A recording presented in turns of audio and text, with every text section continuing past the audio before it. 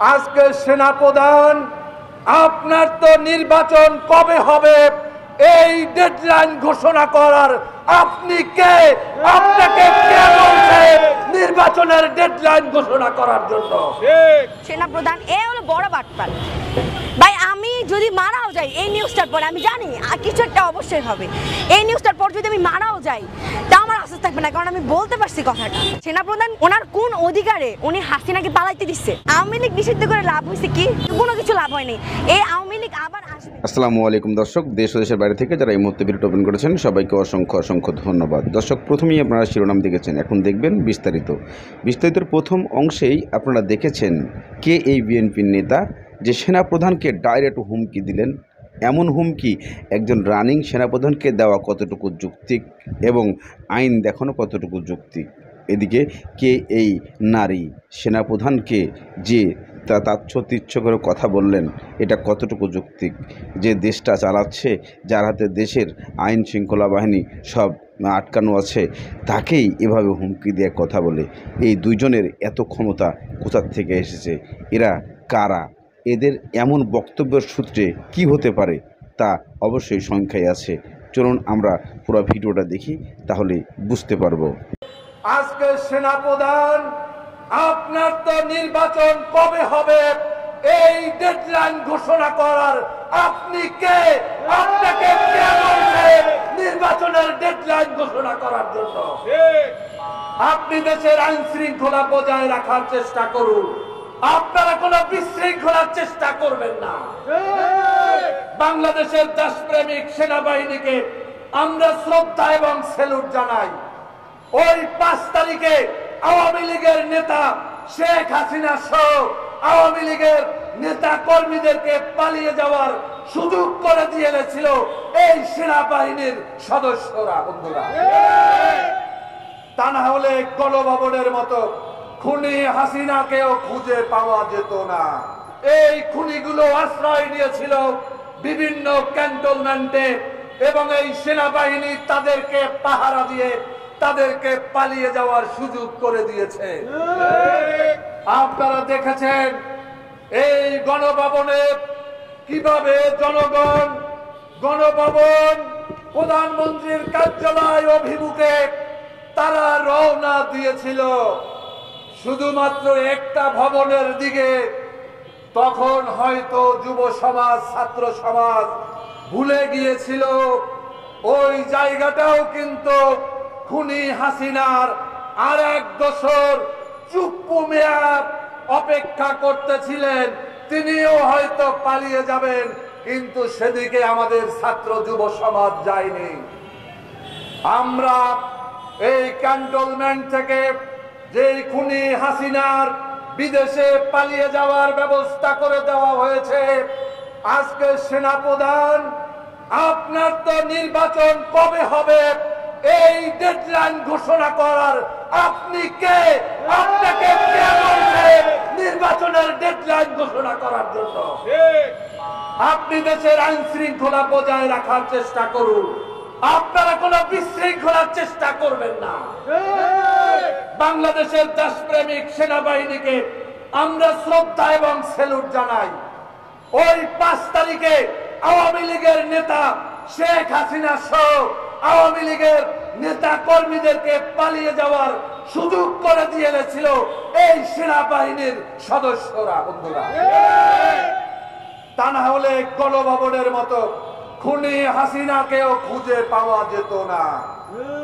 আপনারা দেখেছেন কিভাবে গণভবনে গিয়ে এই গণভবনের সাধারণ মানুষ গণভবনের একটা ইট নিয়ে বগলে করে তারপর হেঁটে যাচ্ছে। একজনকে দেখলাম একটা কচু তিনি হাতে করে নিয়ে যাচ্ছে। আমরা তখন সেই এরোপ্লেনের যে মোড়, ওই জায়গাতে আমরা অপেক্ষা করতেছিলাম। আমি নিজে জিজ্ঞাসা করেছিলাম যে আপনি এই কচুটা নিয়ে যাচ্ছেন কেন? বলছে এটা কচু নয়, এটা হচ্ছে খুনি হাসিনাকে যে বাংলাদেশ থেকে পালিয়ে যেতে দেশের জনগণ বাধ্য করেছে। আমি অন্য কোনো কিছু পাইনি, সব জনগণ লুটে পুটে নিয়ে গিয়েছে, সবাই যে যেখানে পারছে সবাই সবকিছু নিয়ে গিয়েছে, আমি একটা কচু নিয়ে তারপরে যাচ্ছি। সেনাপ্রধান এ হলো বড় বাটপার ভাই। আমি যদি মারাও যাই এই নিউজটার পরে, আমি জানি কিছু একটা অবশ্যই হবে, এই নিউজটার পর যদি আমি মারাও যাই তা আমার আস্থা থাকবে না, কারণ আমি বলতে পারছি কথাটা। সেনাপ্রধান ওনার কোন অধিকারে উনি হাসিনাকে পালাইতে দিচ্ছে? আওয়ামী লীগ নিষিদ্ধ করে লাভ হয়েছে কি? কোনো কিছু লাভ হয়নি। এই আওয়ামী লীগ আবার আসবে, মানে আমার মনে হইতেছে কি আন্দোলন করাটাই ভুল হয়েছে, কারণ আগেও যেমন দেশের অবস্থা ছিল এখন তার চেয়ে দ্বিগুণ খারাপ হয়েছে। যে আন্দোলনটা নিয়ে গেছিলাম, হ্যাঁ, যে রাষ্ট্রপতির পদত্যাগের দাবিতে, কারণ উনি নিজে একটা নোটিশ ছাপাইছে কি আমার কাছে হাসিনার মানে পদত্যাগের কোনো দালালের প্রমাণ নাই, এটার জন্য। তখন আমরা সাথে সাথে যাওয়ার পর ওখানে আমরা প্রায় 4-5 ঘন্টা স্টে করছি, করার পর ওখানে অনেক স্টুডেন্ট আসলো। আসার পরে যখন প্রায় রাত 1টা বাজে তখন আমাদের সম্মানীয় সমন্বয়ক সার্জিস ভাইয়া ওখানে গেল, গিয়ে আমাদেরকে বললো বৃহস্পতিবার পর্যন্ত ওদেরকে আলটিমেটাম দিলাম, বৃহস্পতিবার পর্যন্ত যদি আমাদেরকে কোনো সিদ্ধান্ত জানানো না হয় তাহলে আমরা আবার এটা নিয়ে প্রোটেস্ট করবো, এটা বলা হয়েছিল। তারপরে আমরা বৃহস্পতিবার পর্যন্ত ওইখানেই ছিলাম, আমরা বাসায়ও যাইনি। যাওয়ার পরে যখন ওইখানে ছিলাম বৃহস্পতিবার দিন কেউ আসে নাই। পরে আমাদেরকে বোঝানো হলো কি যে চুপ্পুকে মানে রাষ্ট্রপতিকে সরানোর জন্য সংবিধান চেঞ্জ করতে হবে। সংবিধান চেঞ্জ করতে কতদিন সময় লাগবে বলে, যে এটা তো ডিপেন্ড করে যে তোমরা যাদেরকে সিংহাসনে বসাইছো, যেমন সার্জিস ভাইয়া, তারপরে হচ্ছে হাসনাত ভাইয়া, নাইব ভাই, এরা যদি প্রেশার দেয় তাড়াতাড়ি হয়ে যাবে 1 মাস 2 মাসের ভিতরে। ঘটনা 3-4 মাস হয়ে গেছে। এখন উনি ওনার মতো ঠিকই আছে, এটা নিয়ে কোনো রকম কোনো প্রতিবাদ বা কোনো কিছুই হয় নাই। কিছুদিন আগে হাসনাত ভাইয়া আপনার আন্দোলন করছে আওয়ামী লীগ নিষিদ্ধের জন্য। হ্যাঁ, আওয়ামী লীগ নিষিদ্ধ করে লাভ হয়েছে কি? কোনো লাভ হয়েছে? কোনো কিছু লাভ হয়নি। এই আওয়ামী লীগ আবার আসবে, কিভাবে আসবে? সেনাপ্রধান যখন অন্তর্বর্তীকালীন সরকার আসলো, এটা আসিফ মাহমুদ মানে আমাদের ক্রীড়া উপদেষ্টা নিজে এই কথা বলছে যে সেনাপ্রধান বলতেছে কি অন্তর্বর্তীকালীন সেনাপ্রধান মনে করছে কি যে হাসিনা গেলে পুরোটা ক্ষমতা সেনাবাহিনীর হাতে চলে আসবে, সেনাবাহিনীর হাতে আসা মানে কি সেনাপ্রধান দেশের দায়িত্বে। তো এখন যখন অন্তর্বর্তীকালীন সরকার মানে আমাদের ডক্টর ইউনূস মানে স্যার আসলো, তখন উনি কি বললো, বুকে পাথর চাপা নিয়ে আমি কথাটা মেনে নিলাম। এই কথাটা উনি নিজের মুখে বলছে সেনাপ্রধান। হ্যাঁ, আপনারা যখন চিন্তা করেন, আমি এই কথাটা অনেকবার বলছি যে উনি দেখছে সেনাপ্রধান মানে কোন রাইটে, ওনার কোন অধিকারে উনি হাসিনাকে পালাইতে দিচ্ছে। আমাদের সামনে আমাদের ভাই বোনদের মেরে ফেলছে। সেনাপ্রধানের কোনো ভাই বোন মারা গেছে, ওনার কোনো বাচ্চা কাচ্চা মারা গেছে? কেউ মারা যায় নাই। আমরা রক্তাক্ত হয়েছি, আমরা গুলি খাইছি, আমরা টিয়ার শেল খাইছি, আমাদের ভাই বোন মারা গেল। দিন নাই রাত নাই, সারাদিন আমরা আন্দোলন করলাম, আমরা না খেয়ে না দেয় আন্দোলন করছি। সেখানে উনি কি করলো, সুযোগ আমরা তখন লাফাইছি যে হাসিনা দেশ থেকে পালাই গেছে। দেশ থেকে পালায় ও তো দেশ থেকে এখন মানে দেশে থাকতেও আমরা তো আমরা তো ধরা কাছে ধরতে পারতাম আর কি, একটা ভয় ছিল। দেশের বাইরে থেকেও প্রত্যেকটা ডান চলতেছে, প্রত্যেকটা ডানে ছয় উঠতেছে। ও হাসিনাকে নিষিদ্ধ করে মানে এই আওয়ামী লীগকে নিষিদ্ধ করে কোনো লাভ হয়নি, কোনো লাভই হয়নি। কারণ হচ্ছে এখন দেখেন আজকে প্রায় আন্দোলন হয়েছে প্রায় 9 মাস হয়ে গেছে। এই 9 মাস পর এসে আওয়ামী লীগ নিষিদ্ধ হইতেছে, 9 মাস পর আইসা। তাও হাসনাত ভাইয়া যখন 4 দিন টানা শাহবাগ রাত দিন এক করে থাকছে, তারপরে নিষিদ্ধ হয়েছে। তাও আন্তর্জাতিকভাবে হয়নি, শুধুমাত্র আমাদের দেশ থেকে হয়েছে। হওয়ার পর এখন হচ্ছে ওই হাসিনা এখনো ইন্ডিয়ার সাথে আমাদের চুক্তি ছিল, যদি কোনো অপরাধী আমাদের বাংলাদেশে, যদি ইন্ডিয়া থেকে কোনো বাংলাদেশে আসে কোনো অপরাধী, বাংলাদেশ অপরাধীকে ইন্ডিয়াতে পৌঁছাই দিবে। বাংলাদেশ থেকে কোনো অপরাধী যদি ইন্ডিয়াতে যায় তাহলে ইন্ডিয়া বাংলাদেশের কাছে পৌঁছাই দিবে, এটা চুক্তি ছিল ইন্ডিয়ার সাথে। সেখানে হাসিনাকে এখনো কোন রকম অপরাধী হিসেবে আন্তর্জাতিক লেভেলে গণ্য করা হয়নি। আপনি চিন্তা করেন, এই সার্জিস ভাইয়া বলেন, নাহিদ ভাইয়া বলেন, আসিফ ভাইয়া বলেন, একমাত্র হাসনাত ভাইয়া ছাড়া আর কাউকে সাপোর্ট করার মতো এরা যে মানে একটা লেভেলে গেছে, আমরা ওদেরকে নিজে বসে। আচ্ছা, আমি ছোট একটা উদাহরণ দিই। আসিফ নজরুল, যিনি বর্তমানে আইন উপদেষ্টা, আসিফ নজরুল স্যার, উনি কিন্তু আন্দোলনের সময় আমাদের সাথে দিন রাত এক করে থাকছে। রাত্রেবেলা ওনাকে পাইছি, দিনের বেলা পাইছি, আন্দোলনের সময়। এখন ওনার সাথে দেখা করা তো দূরে থাকে, আপনার ওনার সাথে যদি কথা বলতে চাই তাহলে 1-2 সপ্তাহ 3 সপ্তাহ ওয়েট করতে হয়। আচ্ছা, উনি আইন ব্যবস্থা কি এমন ই করছে, উন্নত করছে আপনি বলেন। আমি কিছুদিন আগে আমাদের এলাকায় একটা মেয়ের হাজবেন্ড নিয়ে একটু ঝামেলা, মামলা করতে গেছে। আপনি জানেন নারী নির্যাতনের মামলা, প্রমাণ সহ, মেয়ের গায়ে দাগ আছে, সবকিছু সহ মামলাটা দেওয়া হয়েছে। পুলিশ বলে এখানে মামলা নেওয়া যাবে না, আপনি কোর্টে মামলা করেন। আচ্ছা, গেল মেয়েটা কোর্টে মামলা করার পরে কোর্ট থেকে 3 মাস পরে ওই থানায় আপনার নোটিশ জারি করা হয়েছে নারী নির্যাতনের মামলায়। কি উন্নত হয়েছে? অথচ সারা জীবন শুনে আসছি নারী নির্যাতন মামলা ভয়ঙ্কর মামলা। আমি ভাবছিলাম আসিফ নজরুল স্যার আইন উপদেষ্টা হয়েছে, এখন মনে হয় আইনের কোন একটা মানে ভালো একটা উন্নত হবে।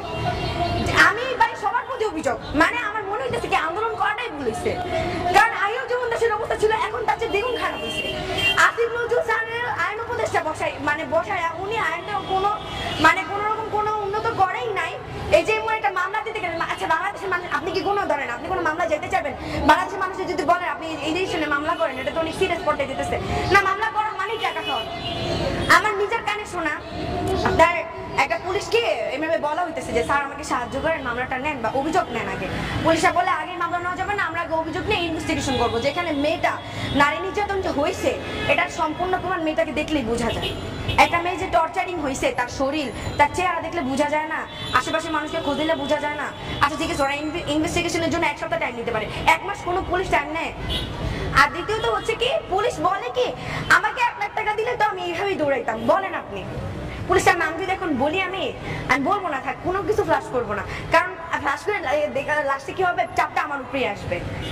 এটা কোন রকম কোনো মানে কেউ উপর থেকে কল দিয়ে বলবে না তুমি কেন 1 লাখ টাকা চাইছো, এটা প্রত্যেকটা থানায় হয়। কোন থানা অনেস্টলি কাজ করে না। আমি পুলিশ কি সরকারি চাকরি পাই, সরকারি বেতন পাইতেছে না, 8,000 পাক 5,000 পাক 10,000 পাক পাইতেছে, তো কি জন্য পাইতেছে?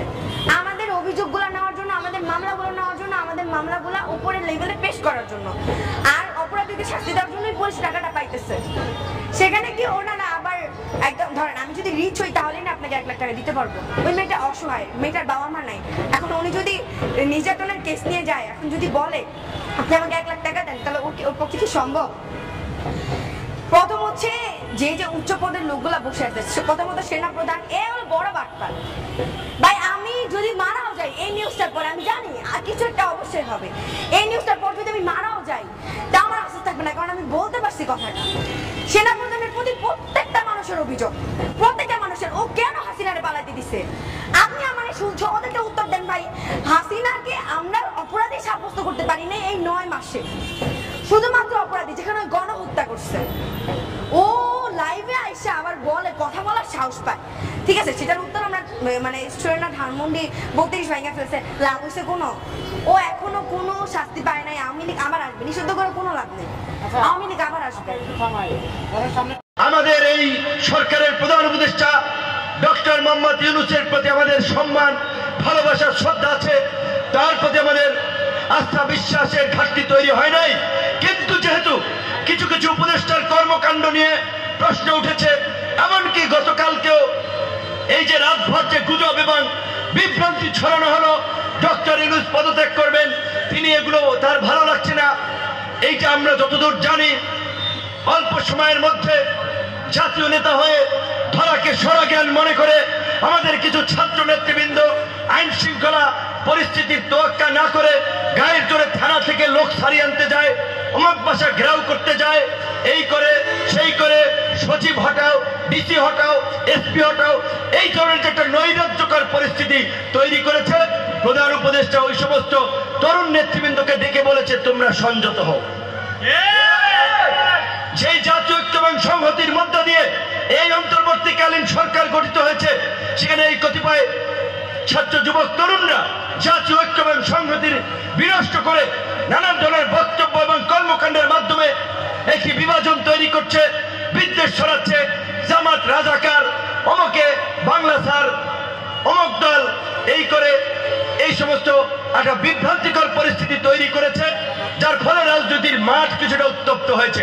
বিশেষ করে ঢাকা মহানগর দক্ষিণের মেয়র আদালত ঘোষণা করেছে ইশতিয়াক হোসেনকে, সেটি যখন এই এনসিপির নেতা ছাত্র উপদেষ্টা আসিফ যখন ইশতিয়াককে বসতে দেবে না, এখন বিএনপি একটা বড় দল, তাদের যদি আদালত রায় দেয়, সরকার একজন উপদেষ্টা যদি সেটার বিরুদ্ধে যায়, সেটা তো বিএনপি মেনে নেবে না, যার ফলে ঢাকায় কয়েকদিন ব্যাপী আন্দোলন হয়েছে। তাহলে এই পরিস্থিতিটা কে তৈরি করলো? এই নাবালক পোলাপান, এই উপদেষ্টা। এই কারণে আমরা বলেছি পরিষ্কার ভাবে অভিজ্ঞ ম্যাচিউর ব্যক্তি, দূরদর্শী ব্যক্তিদের নিয়ে এই উপদেষ্টা পরিষদ পুনর্গঠন করেন এবং আপনারা সাধারণ মানুষ হন, রাজনৈতিক নেতা হন, দেশের ভালো মন্দের দায়িত্ব প্রত্যেকটি নাগরিকের। এই জুলাইয়ে শেখ হাসিনাকে উৎখাত করার শক্তি কারো বাপের ছিল না, কোন ছাত্র নেতা কোন দলের ছিল না, যদি এই দেশের আম জনতা রাজপথে না নেমে আসতো। কিন্তু এখন যদি কথা বলি তাহলে কি দোষ হইবে? এই 2-3 দিন আগে গুলিবিদ্ধ আহত কয়েকজনকে থাইল্যান্ড পাঠানো হয়েছে। তার জীবনটা শেষ করে এই 9 মাস পরে তাকে চিকিৎসার জন্য পাঠানো হয়েছে। তাকে কেন 9 মাস পরে চিকিৎসার জন্য পাঠানো হলো? কেন তাকে প্রথম 1 মাসেই পাঠানো হলো না? কয়টা ছেলে আহত ছিল? যদি 100 ছেলের পেছনে 1 কোটি করে টাকা খরচ যেত, 100 কোটি টাকা। আরে ভাই, এই রাষ্ট্রের হাসিনার আমলে ওই বসুন্ধরা হাজার হাজার কোটি টাকা লুটপাট করে পাচার করেছে। ওই সালমানের রহমান একাই 36,000 কোটি টাকা পাচার করেছে। ওই পিকে হালদার একাই 10,000 কোটি টাকা পাচার করেছে। আর আজকে যাদের রক্তের বিনিময়ে জুলাই, যাদের রক্তের বিনিময়ে আজকে আমরা এই নির্বিঘ্নে সভা সমাবেশ করতে পারছি, আজকে যদি হাসিনার পতন না হতো এই সভা সমাবেশ আমরা এইভাবে করতে পারতাম? ছাত্রলীগ, যুবলীগ, পান্ডা লীগ, ঝান্ডা লীগ এসে ঝামেলা করতো, পুলিশকে দিয়ে বলতো অনুমতি নাই, গ্রেপ্তার করে গাড়িতে তুলতো। এই কৃতজ্ঞতা তো এই মানুষের প্রতি আমাদের স্বীকার করতে হবে। কাজী এই জুলাই বিপ্লব নিয়ে ধান্দাবাজি, চেতনাবাজির রাজনীতি করবেন না। যদি ধান্দাবাজি, চেতনাবাজির রাজনীতি করেন, ওই যে পাবলিক বোতল মারা শুরু করছে, ওইটা কিন্তু আরো সামনে চলবে। আমরা ডক্টর মোহাম্মদ ইউনূসকে বলবো, আপনি যদি কোনো সমস্যা বোধ করেন, আপনি যদি রাষ্ট্র পরিচালনায় কোনো চ্যালেঞ্জ বোধ করেন, সমস্ত রাজনৈতিক দলের শীর্ষ নেতৃবৃন্দকে আপনি ডাকেন, তাদের সাথে খোলামেলা আলোচনা করেন। আজকে আমরা সমস্ত রাজনৈতিক দল যদি এই সরকারকে সাপোর্ট না করি, সরকার টিকতে পারবে না। তো আমরা তো সবাই রেডি, আমরা সবাই রেডি আপনাকে সহযোগিতা করার জন্য। আল্লাহর রাস্তে এই সমস্ত নাবালক পোলাপানের পাল্লায় পইরা আপনি জনগণ এবং রাজনৈতিক দল থেকে। এদিকে ভিপি নূরের এই বক্তব্য ধরে যতটুকু বোঝা যায় যে ভিপি নূর কখনোই কাউকে আক্রোশ করে কথা বলছেন না, তবে বর্তমান অন্তর্বর্তীকালীন সরকারকে নিয়ে উনি যে কথা বলছেন এবং সব কিছু মাঝখানে একটা প্রশ্নই বারবার এসে যায়, এরা কারা যে একজন সেনাপ্রধানকে হুমকি দিল, কেন, কারণটা কোথায়, তা আপনারা অবশ্যই কমেন্টের মাধ্যমে লিখবেন। কিন্তু এরা যে কাজটা করেছে, এই কাজের বিচার হলে কি শাস্তি হতে পারে এই দুজনের, তা আমরা শঙ্কায়